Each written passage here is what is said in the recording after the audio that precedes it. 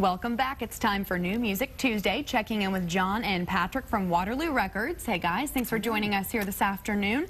We've got a lot of new artists and bands to go over that are here in the area. First up, Divine Fits. First up, Divine Fits. So Divine Fits is the most cynical of music terms. It's a supergroup. So that always, you get a little bit anxious, supergroup. You never know if the sum is going to be greater than the parts.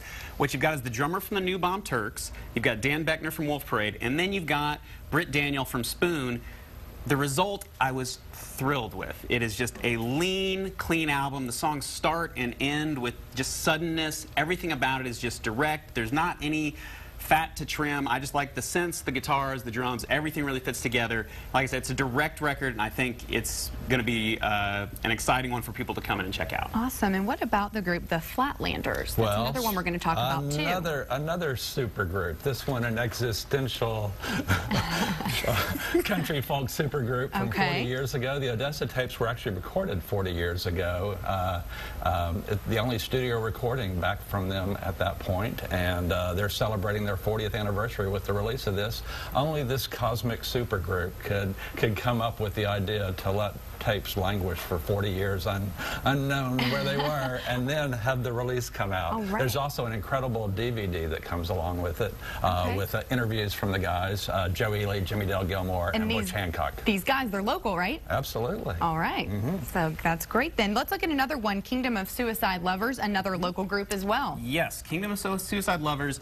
These songs are road tested, but this is their debut. They've had some 7-inches, they've been on compilations. Short version, this is a terrific record.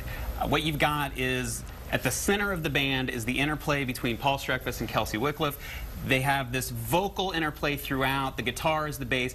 Everything just seems, it's crafted. When it gets ragged, it's one straining stitch from unraveling, but they hold it together. It's just a terrific, confident debut, and we're very excited to have it at the store. All right, you guys know your music. What can you tell us about Sean Rowe, John? Well, Sean is our non-local we're featuring today. This is his third release. It's entitled The Salesman and the Shark, and this is the first release from Sean where it's actually a fully realized studio production. Everything else has been much more homemade, which is kind of in keeping with him. He's very much into the survivalist mode, and so he kind of cuts things down to the very essentials in terms of food, fire, shelter, water, clothing, and that comes across in his music. But most important about his music, I think, is his voice. It's the most incredible instrument.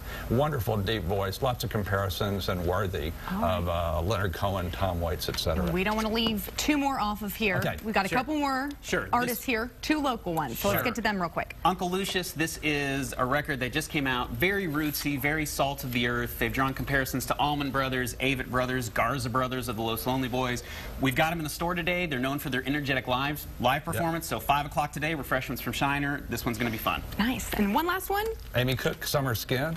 Summer Skin, the title track, is originally like 20 pages of notes. She honed it down to 4.5 minutes. It's an incredible song.